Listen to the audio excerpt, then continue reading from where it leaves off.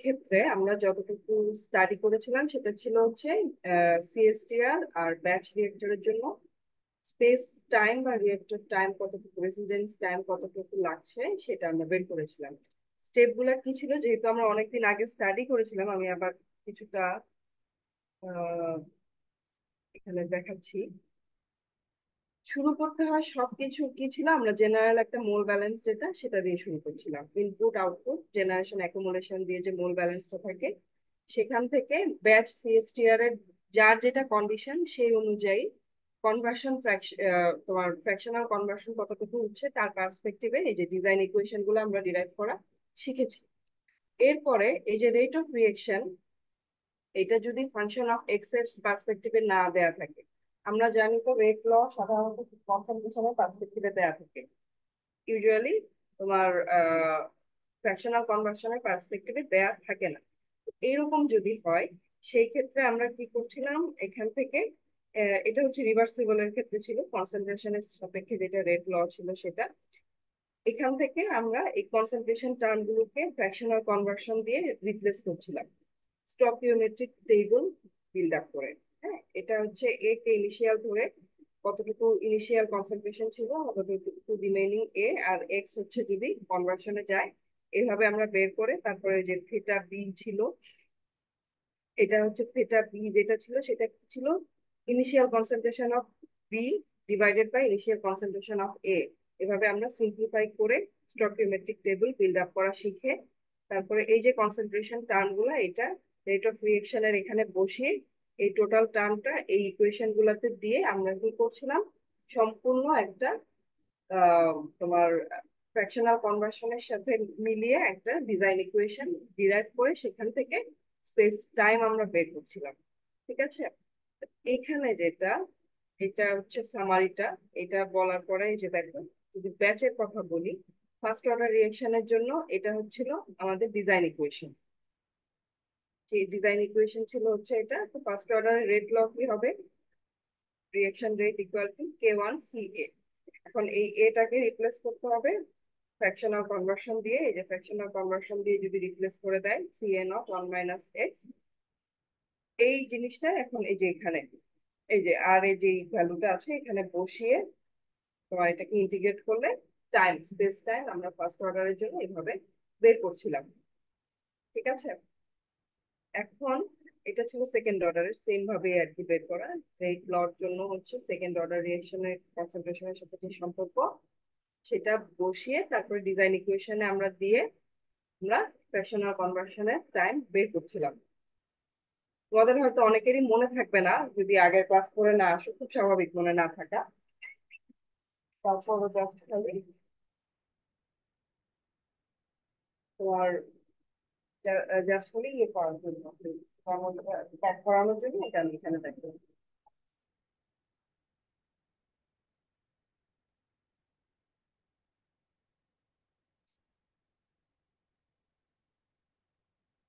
আচ্ছা, এটা আরেকটা জিনিস, ড্যাম্পোলার নাম্বার, এটাও মেমোরি রিকল করার জন্য।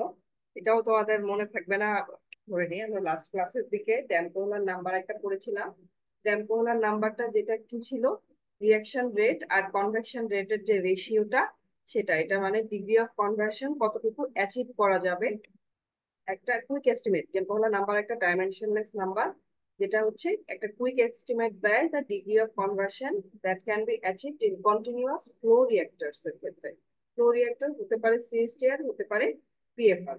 এটা সে কিভাবে বের করে, rate of reaction of A to the ratio আর কি, কনভেক্টিভ ট্রান্সপোর্ট অফ এ, এই যে entering flow rate of A F A naught, আর উপরে হচ্ছে রেট অফ রিয়েকশন, এই যে reaction rate multiplied by V. এটা ইউনিট কনভার্সনের জন্য, যেহেতু আমার এটা ডাইমেনশনলেস বানাতে হবে, এভাবে এটা লিখেছে।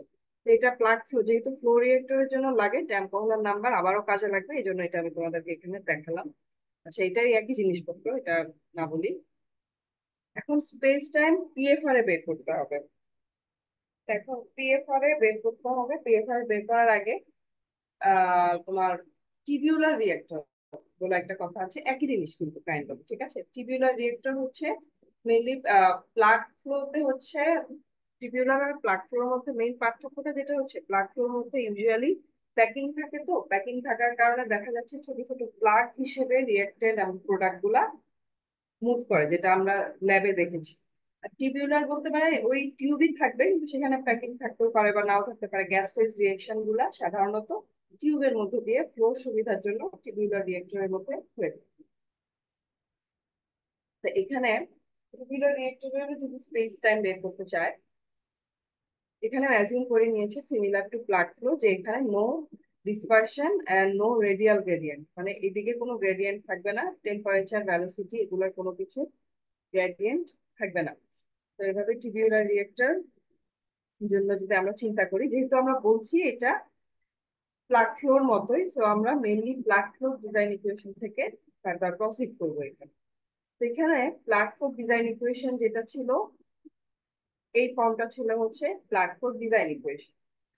এখানে এই তোমার যদি কোনো প্রেসার ড্রপ যদি না থাকে রিয়েক্টরে, বা কোনো আইসোথার্মাল এবং আইসোবারিক যদি হয় রিয়েক্টরটা, কোনো প্রেসার ড্রপ থাকবে না, কোনো টেম্পারেচারে চেঞ্জ হবে না, তখন হচ্ছে আমরা এই ডিফারেন্সিয়াল যে ফর্মটা আছে, ডিফারেন্সিয়াল ফর্মটা দেওয়ার মানেই হচ্ছে যে ছোট ছোট প্লাগে ভাগ করে নিলে, যে এটা যদি প্লাগ বা টিবুলার রিয়েক্টর হয়, ছোট ছোট পোর্শনের মধ্যে কি চেঞ্জ হচ্ছে, ফ্র্যাকশনাল কনভার্সন বা কোনো কিছু, সেটাকে আমরা বের করতে যাচ্ছি। তো এখন আমি যেহেতু বলেছি আইসোবারিক এবং আইসোথার্মাল, তার মানে একদম ছোট ছোট ফ্র্যাকশন হিসেবে ওভাবে চিন্তা করার দরকার নাই। অল ওভার রেট কতটুকু হচ্ছে আমরা ইন্টিগ্রাল ফর্ম হিসেবে লিখতে পারি, এই কথাটা এখানে বলা আছে। হ্যাঁ, তো এই জন্য অবশ্যই চেঞ্জ হচ্ছে, এই জন্য তুমি ডিএক্স টার্মটা টোটালি বাদ দিতে পারবে না, কিন্তু এক্স্যাক্টলি ছোট ছোট ফর্মে এভাবে ভাগ করে করে লেখা দরকার নাই, তখন আমরা এই ইন্টিগ্রাল ফর্মটা লিখতে পারি। এই জন্য ভি টার্মটা বাইরে চলে আসছে। ঠিক আছে, এটা তখন হচ্ছে ডিজাইন ইকুয়েশন যদি আইসোথার্মাল আইসোবারিক একটা টিউবুলার রিয়েক্টর আমরা চিন্তা করি। তো এখন একটা এলিমেন্টারি রিয়েক্টর আমাদেরকে বলেছে, এটা একটা সেকেন্ডারি রিয়েক্টর রিয়েকশন দেখে বুঝতে পারছি। তো এটার জন্য রেট ল যেটা, সেটা লিখে নিলাম আমাদের স্টেপ বাই স্টেপ যেভাবে করতে হয়। আর এখানে তো ডিজাইন ইকুয়েশন যেটা আছে, এই যে হ্যাঁ এখানে, তো এইখানে তোমার যদি প্রথমে গ্যাস ফ্লোতে যাওয়ার আগে আমরা লিকুইডটা চিন্তা করি, কারণ গ্যাস ফেজ রিয়েকশনে গেলে তোমাদেরকে আমি লাস্ট ক্লাসে দেখিয়েছিলাম, আজকেও দেখাবো কারণ হয়তো মনে নাই, যে ভলিওমেট্রিক ফ্লো রেটটা আমরা যেটা লিকুইড ফেজের জন্য ইকুয়াল ধরে নিতে পারি, গ্যাসের জন্য কিন্তু আমরা ধরতে পারি না। তখন আমরা কি করেছিলাম, আইডিয়াল গ্যাস ল, কম্প্রেসিবিলিটি ফ্যাক্টর এগুলা ইউজ করে আমরা ভলিওমেট্রিক ফ্লো রেট এন্ট্রি আর এক্সিটের জন্য আলাদা টার্ম ডিরাইভ করে নিয়েছিলাম। আমি দেখাবো। এখানে লিকুইড ফ্লোর জন্য যদি ধরি, তখন কি হচ্ছে, volumetric flow rate equal, equal থাকার পরে আমরা যদি এখানে চলে যাই ডিজাইন ইকুয়েশনে, শুরু থেকে শুরু করছি এটা আবার। হ্যাঁ, ডিজাইন ইকুয়েশনে চলে গেলে যে রেট ল, এই জায়গায় আমরা এটা বসিয়ে দিলাম, যেহেতু আমার এটা সেকেন্ড অর্ডার রিঅ্যাকশন, এবং এই এফ এ নটটাকে হচ্ছে এই পাশে জাস্ট খালি নিচে নিয়ে আসা হয়েছে। তো এখন এই এফ এ নট, আচ্ছা, এটা এভাবে থাকলো, থাকার পরে তোমার এই যে কনসেন্ট্রেশনের যে টার্মটা আছে, এই টার্মটাকে আমাদের এখন কি করতে হবে, এই এক্স এর পার্সপেক্টিভে লিখতে হবে। আর এই যে এফ এ নট যেটা আছে, এটাকে কি আমার কনসেন্ট্রেশনে কনভার্ট করে লিখতে হবে, কারণ আমার টোটাল টার্মটাকে ইন্টিগ্রেট করতে হবে। এই যে রিয়েকশন, এটা আমরা ফ্র্যাকশনাল কনভার্সন যদি এক্স পরিমাণ রিয়েকশনে যায়, তাহলে হচ্ছে রিয়েকশন রিয়েক্টেন্ট রিমেইনিং যেটা থাকছে, এটা হচ্ছে এইভাবে আমরা পাই। এটা আমরা শিখেছি। এখানে যদি এই জিনিসটা বসিয়ে দিই, দেওয়ার পরে এফ এ নট মানে আমাদের কি ছিল, F A naught equal to যেটা ছিল তোমার এই যে এই টোটাল টার্মটা, F A naught equal to ছিল C A naught divided by V naught, just unit কনভার্সনের জন্য এটা এভাবে করা আছে। তো এফ এ নট কে আমরা রিপ্লেস করে দিলাম এইভাবে, করার পরে এখন এটা যেহেতু আইসোথার্মাল অপারেশন, তোমার এটা বলছে যে রেট কনস্ট্যান্ট যেটা কে, সেটা কি কনস্ট্যান্ট হবে আইসোথার্মাল। রেট কনস্ট্যান্টের সাথে তোমাদেরকে অ্যারেনিয়াস রিলেশন দেখিয়েছিলাম, মনে আছে না, 1/del টি, আর এখানে যদি কে থাকে, রেট কনস্ট্যান্টের সাথে এভাবে ভ্যারি করে, অ্যারেনিয়াস রিলেশন থেকে আমরা এটা দেখেছিলাম। সো যদি এটা টেম্পারেচারের সাথে কোনো রিলেশন নাই থাকে, আইসোথার্মাল হয়, তখন এই কে টার্মটাকে আমরা ইন্টিগ্রালের বাইরে নিয়ে আসতে পারি, জাস্ট সিম্পল। আর এটাকে সিম্পলি ইন্টিগ্রেট করে তোমার এই টোটাল ভলিউমটা কতটা হবে সেটা বের করা সম্ভব। এটা এখানে করেছে। তারপরে যেটা হচ্ছে, তুমি যদি এটার স্পেস টাইমটা বের করতে চাও, এই যে ভলিউমেট্রিক ফ্লোরেট যেহেতু লিকুইড ফেজে আছে, ভলিউমেট্রিক ফ্লোরেট দিয়ে যদি এই ভলিউমটাকে ভাগ করে দাও, তাহলে স্পেস টাইমটা লিকুইডের জন্য আমরা বের করে দিতে পারবো। এখন ড্যাম্পলার নাম্বারটা আবার কেন ইন্ট্রোডিউস করেছিলাম, এই যে এখানে যেহেতু রিঅ্যারেঞ্জ করেছে, এটা তোমরা নিজেরা রিঅ্যারেঞ্জ করে দেখবে, এটা চলে আসবে, ঠিক আছে। এই যে এখানে ড্যাম্পলার নাম্বারটা রিঅ্যারেঞ্জ করে এই জন্য এটা এভাবে লিখেছি, কারণ এখানে দেখো এই যে এই জায়গাটায় ফার্স্ট অর্ডারের জন্য ড্যাম্পলার নাম্বার, এই যে যে তার যে ফর্মুলাটা ছিল সেখানে রেট অফ রিয়েকশন, তারপরে এফ এ নট, এই জিনিসের ইয়েগুলো বসানোর পরে এটা আসে। আর সেকেন্ড অর্ডারের জন্য আছে টাউ কে সিএন। তো এভাবে করে যেহেতু এই রিয়ারেঞ্জের পরে আমরা এরকম পাই, সেজন্য ফ্র্যাকশনাল কনভার্সনটাকে ড্যাম্পলার নাম্বারের পার্সপেক্টিভে এভাবে বলা আছে। তো এভাবে বিভিন্ন টার্মে যেভাবে এক্সপ্রেস করতে হয় এই জিনিসগুলো তোমরা শিখে রাখবা, কারণ এক্সামে এরকম কোশ্চেন আসতে পারে যে এভাবে ইভালুয়েট করার পরে ফ্র্যাকশনাল কনভার্সনটাকে তোমরা ড্যাম্পলার নাম্বারের পার্সপেক্টিভে কিভাবে এক্সপ্রেস করতে পারো, ঠিক আছে।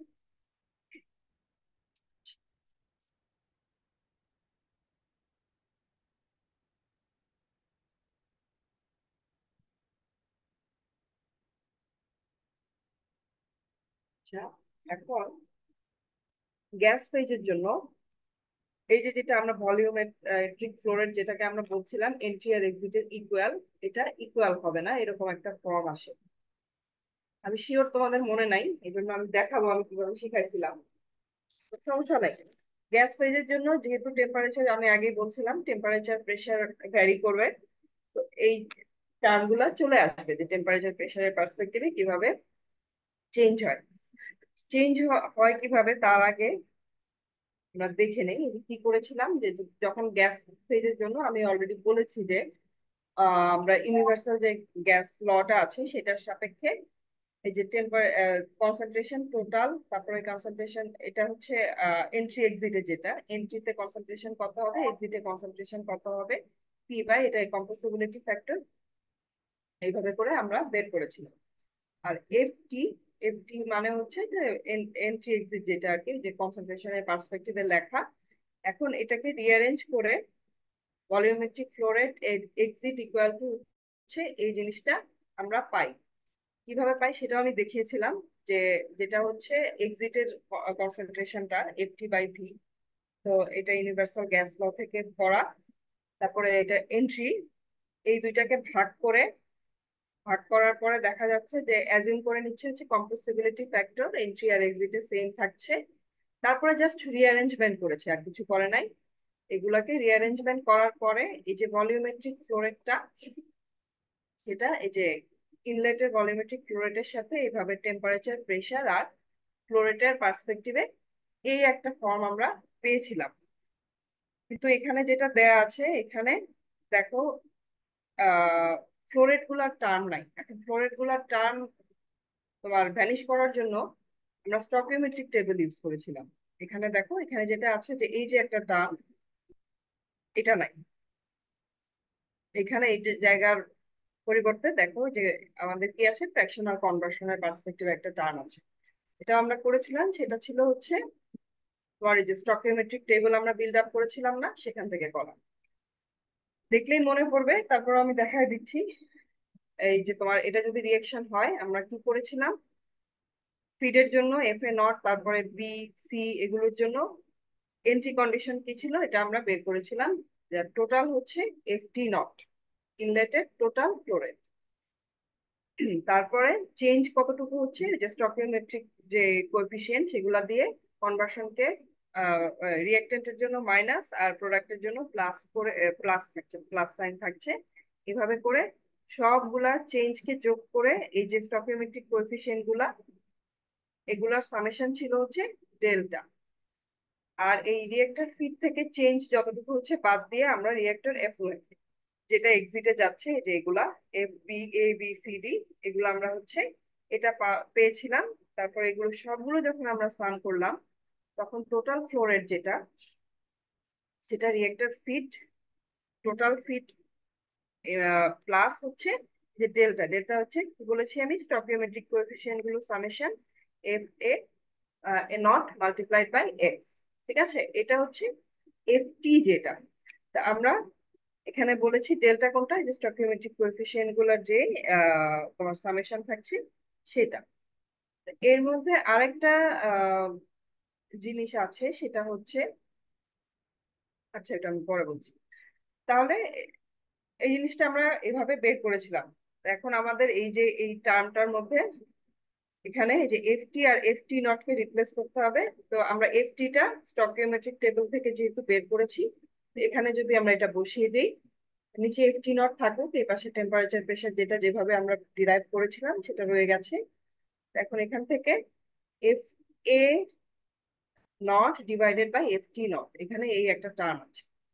এটা কি আলটিমেটলি যদি ফ্লোরেট না লিখে তুমি মোল ফ্র্যাকশনে লেখো, তাহলে কি হচ্ছে, এর মোল ফ্র্যাকশন না, কারণ হচ্ছে amount of A divided by total কতটুকু অ্যামাউন্ট থাকছে। ফ্লোরেট না রেখে তুমি যদি মোলের পার্সপেক্টিভে চিন্তা করো, তাহলে তো এটাই আসছে, তাই না? তাহলে এখানে এটাকে আমরা মোল ফ্র্যাকশন অফ এ দিয়ে রিপ্লেস করতে পারি, এই যে ওয়াই এ নট।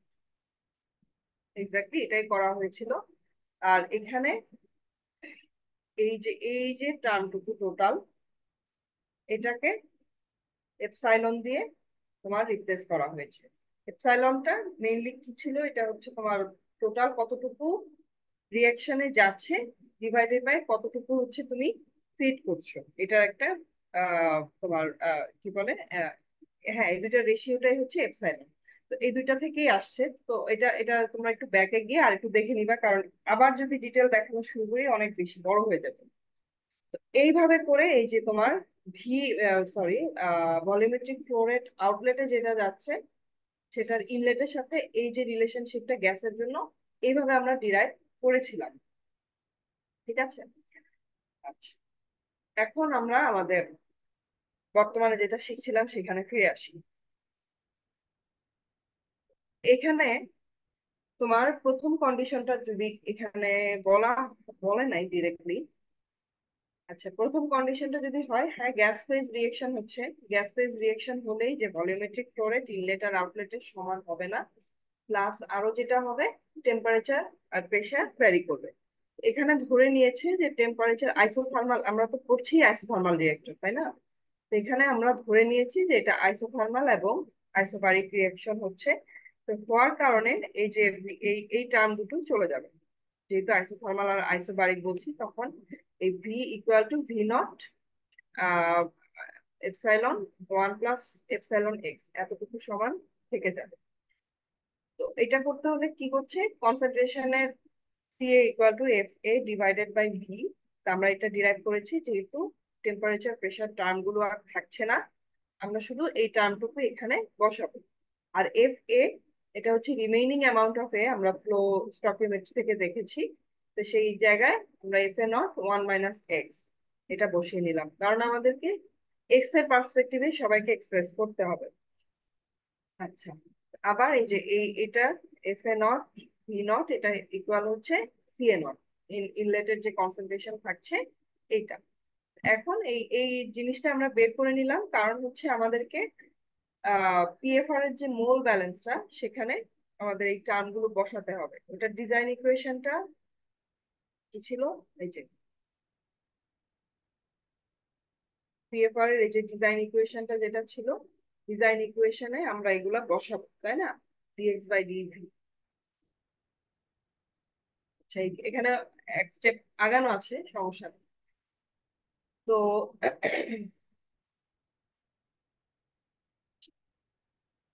এটা রেট ইকুয়েশন, অবশ্যই রেট ইকুয়েশন আগে বসিয়েছে, বুঝতে পারছো তো?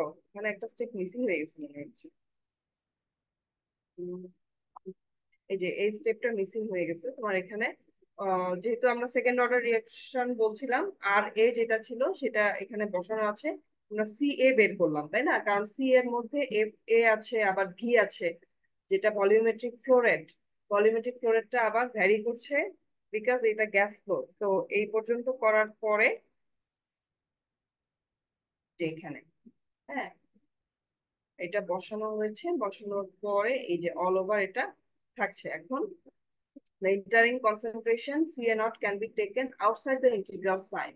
এটা নিতে পারে, কারণ এটা তো কোনো কনভার্সনের ইয়ে না, আমরা কনভার্সনে কনভার্ট, সিএ হচ্ছে ফ্র্যাকশনাল কনভার, সিএ হচ্ছে ফ্র্যাকশনাল কনভার্সনের function, but not CA naught. এটাকে বাইরে নিয়ে গিয়ে এই যে অল ওভার টার্মটা এটা থাকছে, এটা তোমরা একটু নিজেরা করবা। আমার সময় থাকলে আমি স্টেপ বাই স্টেপ করে দেখাই দিতাম, বাট আমি ম্যানেজ করতে পারি না এই টাইম।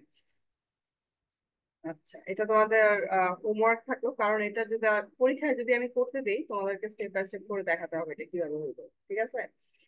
ঠিক আছে। হ্যাঁ, এটা পারবা, তোমরা পারবা, ক্লাসে থাকলে ইজিলি হ্যান্ডেল করা যায়। আচ্ছা, তো এটার ক্ষেত্রে সেম, আইসোথার্মাল রিঅ্যাকশনের জন্য কে হচ্ছে কনস্ট্যান্ট হিসেবে থাকছে, যেটা আমি একটু আগে বললাম অ্যারেনিয়াস রিলেশন থেকে আমরা জানি। তো এই যে এই একটা বিদ্যুতের টার্ম, এটার জন্য তোমাদের বইয়ের অ্যাপেন্ডিক্সে হচ্ছে কিভাবে এটার সলিউশন করতে হয় এগুলো দেয়া আছে, যে এই ধরনের তোমার ধরো থার্ড অর্ডার দিলে এটা আমারও বিদ্যুতে হবে খুব স্বাভাবিকভাবে। তো এরকম এই বইয়ের এই অ্যাপেন্ডিক্সে দেয়া আছে যে এই ধরনের ক্ষেত্রে তোমার এই ইন্টিগ্রেশনটা কেমন হবে, তোমরা নিজেরাও করতে পারবা, বাট ইন্টিগ্রেশনটা অনেক বড় হয়ে যায়, আমার তো তোমাকে এখানে ইন্টিগ্রেশন শেখানোর দরকার নেই। তো এই জন্য অ্যাপেন্ডিক্সটাই রেফার করে দেয়া আছে। এইটার ক্ষেত্রে তোমার যেটা হচ্ছে, এটা হচ্ছে আইসোথার্মাল আইসোবারিক গ্যাস ফেজ রিয়েক্টরের জন্য এই অল ওভারটা হচ্ছে কিসের, তোমার টিউবুলার রিয়েক্টরের ভলিউম তুমি এভাবে বের করতে পারবে। হ্যাঁ, ভলিউম এটা বের করার পরে এখন তুমি স্পেস টাইম বের করা সম্ভব, কারণ তুমি হচ্ছে ভি বাই ভি নট করে তুমি হচ্ছে এখানকার এখানে একটু ঝামেলা আছে, কারণ তুমি কোনটার পার্সপেক্টিভে করবা। তোমার এখানে যেহেতু V equal to naught V naught, so space time exactly এন্ট্রির ক্ষেত্রে মানে এন্টারিং কন্ডিশনে যেটা হবে এক্সিট কন্ডিশনে সেটা হবে না, কারণ এই যে এই ভিটা কিন্তু ভ্যারি করে যাচ্ছে এই যে এভাবে, ঠিক আছে? তো এইভাবে এটার স্পেস টাইমটা বের করা হয়ে থাকে, টাউ ইকুয়াল টু তোমার ভি বাই ভি নট করে তোমাদের এটারও স্পেস টাইম বের করা সম্ভব। তো এই বই থেকে আমরা হচ্ছে এতটুকু স্টাডি করব, ঠিক আছে? এটাই হচ্ছে এই বই থেকে এতটুকু স্টাডি, আমাদের আর একটা টপিকসই বাকি আছে, এটা খুব বেশি ম্যাথমেটিক্যাল না, সেটা হচ্ছে ক্যাটালাইসিসের পার্ট, ঠিক আছে?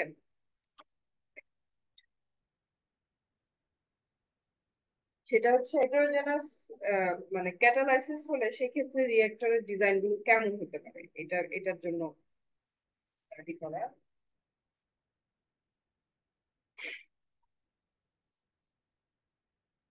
আজকে বেশি কথা বলবো না, তোমাদের আবার আছে না, তোমাদের এই ধ্রুব স্যার যেটা পড়াচ্ছে সেটা মনে হয় হিলের বই থেকে পড়াচ্ছে, তাই না?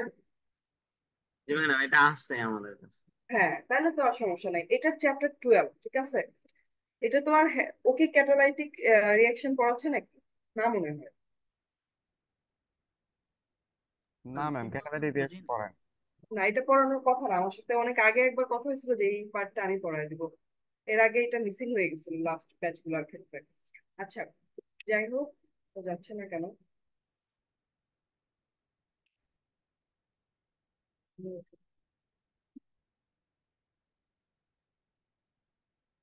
আচ্ছা, এটা যাই হোক, রিয়েক্টর তো এটা চ্যাপ্টার 12 থেকে, হ্যাঁ, হিলের বইয়ের চ্যাপ্টার 12 থেকে।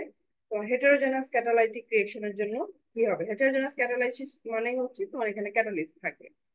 তো এটার জন্য এটা একটু মাঝখানে হয়ে আছে কেন, এটা যেটা হচ্ছে ইউজুয়ালি তোমরা নাম শুনছো হয়তো, যে ফিক্সড বেড, তারপরে ফ্লুইডাইজড বেড, নাম হয়তো শুনছো তো, বাট তোমাদের এখনো পড়া হয় নাই, পার্টিকেলে গিয়ে ডিটেলসে পড়বা।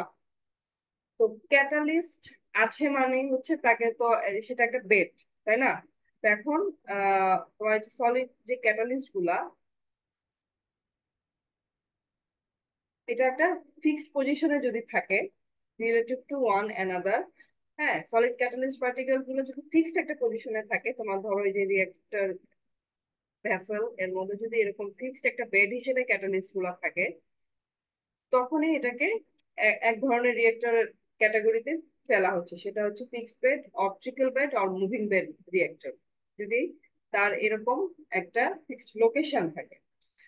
আর যেটা হচ্ছে যদি এই ক্যাটালিস্ট যে পার্টিকেল গুলা থাকছে, আর এটার জন্য তোমার যে রিয়েক্ট্যান্ট প্রোডাক্ট এদিক দিয়ে বের হয়ে যাচ্ছে বা বিভিন্ন জায়গা থেকে বের হয়ে যাবে, এটা ফিক্সড এর জন্য।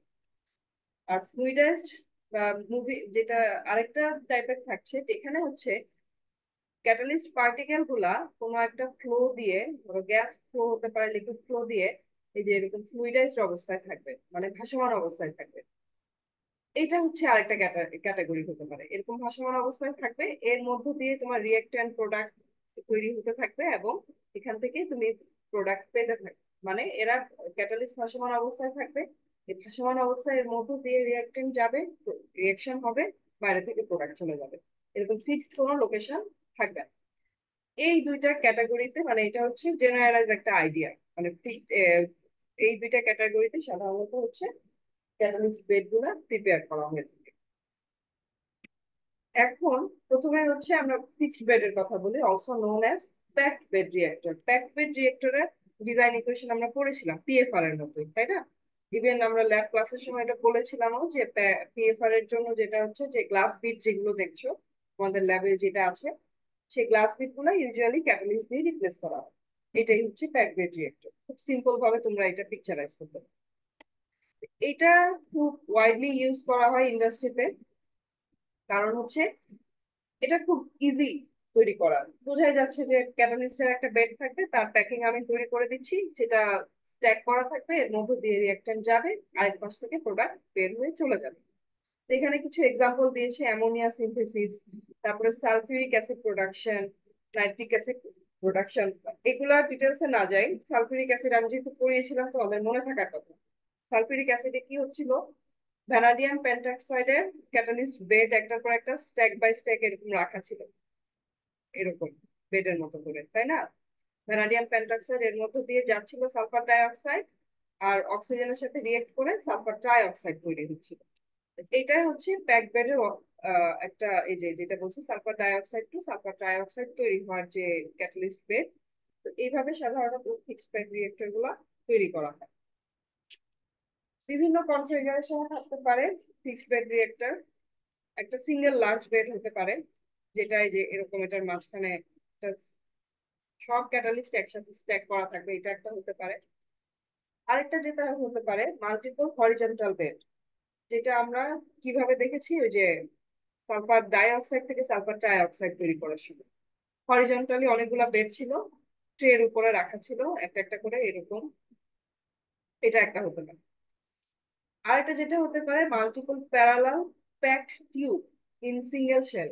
শেল এন্ড টিউব হিট এক্সচেঞ্জারের যে স্ট্রাকচার দেখছো না, ভিতরে হচ্ছে শেলের ভিতরে অনেকগুলা টিউব একটার পর একটা থাকে, ওই টিউব গুলার মধ্যে ক্যাটালিস্ট গুলোকে প্যাক করে দেওয়া যেতে পারে। এটা অনেক সময় ক্লিনিং এর সুবিধার জন্য, ওই যে একই purpose, shell and tube heat এক্সচেঞ্জারে কি হয়, টিউব গুলাকে বের করে ইজিলি ক্লিন করা যায়। তো কোনো কারণে যদি কোনো রিয়েকশনে তোমার মানে ডার্টি করে ফেলার পসিবিলিটি থাকে ক্যাটালিস্ট গুলোকে, তখন ওই শেলের টিউবের মধ্যে প্যাক করে দেওয়া হয় ক্যাটালিস্ট গুলোকে, এবং এটাকে একটা সিঙ্গেল শেলের মধ্যে সবগুলাকে প্যাক ম্যাটেরিয়াল গুলাকে ইনসার্ট করে দেওয়া হয়।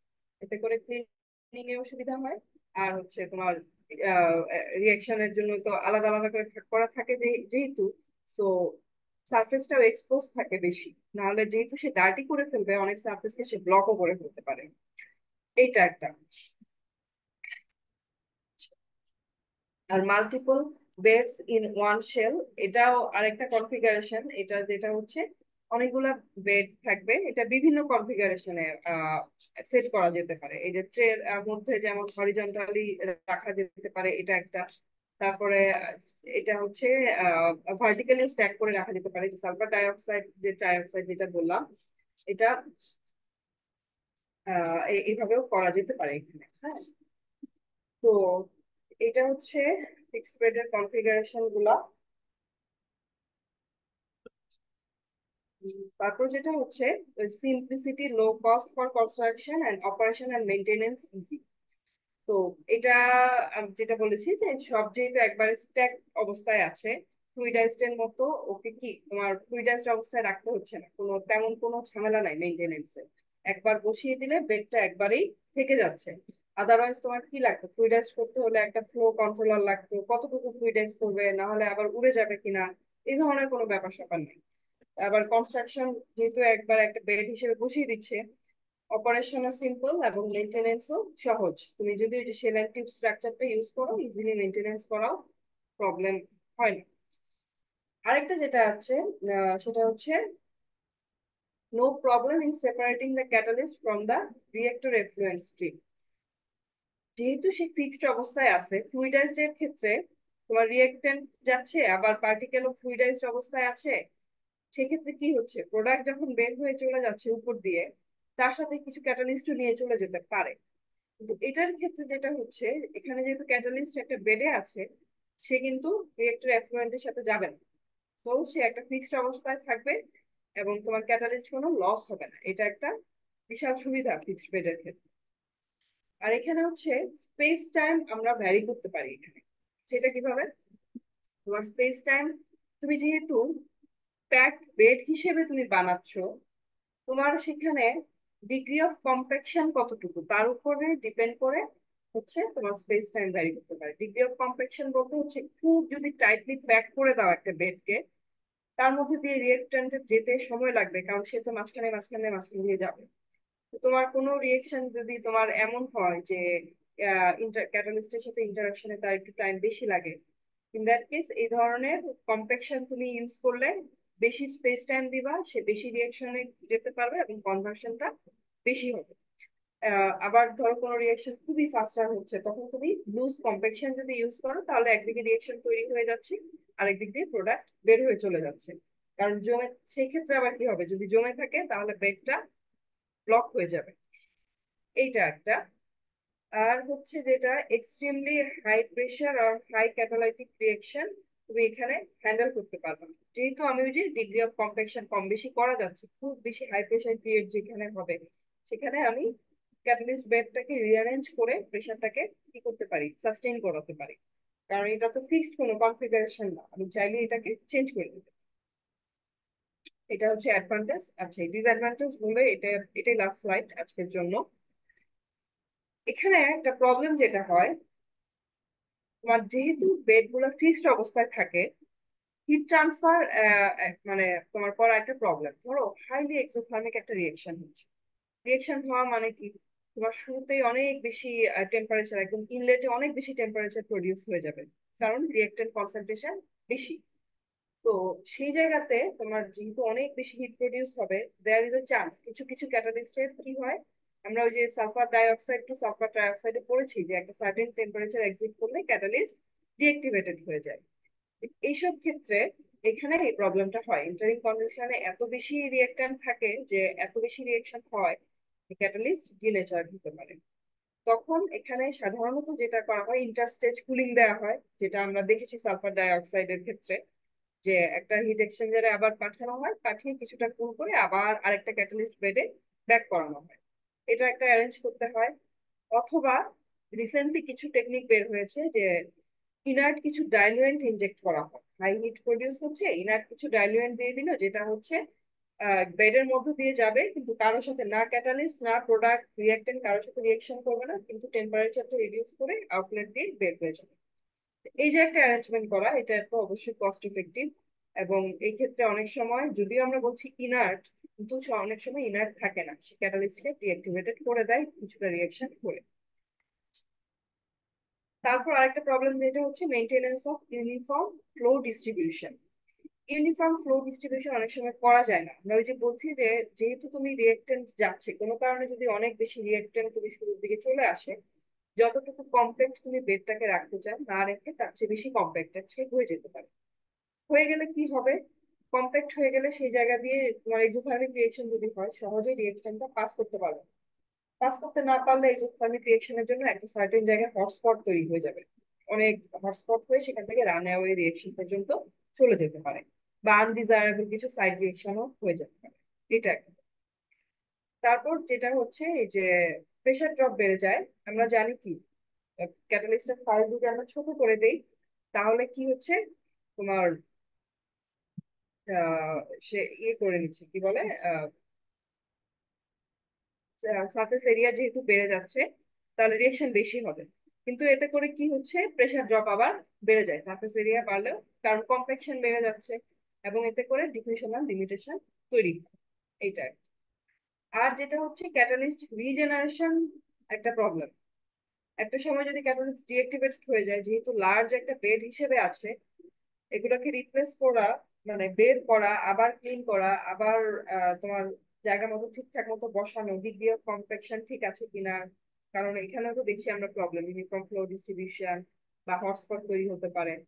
এই জিনিসগুলা মেনটেন করাটা প্রবলেম। খুব সহজে যেখানে ক্যাটালিস্ট ইয়ে হয়ে যায়, মানে ডিঅ্যাক্টিভেটেড হয়ে যায় বা ক্যাটালিস্ট তোমার সহজে নষ্ট হয়ে যায়, সেসব জায়গায় এই ফিক্সড বেড রিয়েক্টরটা ইউজ করা যাবে।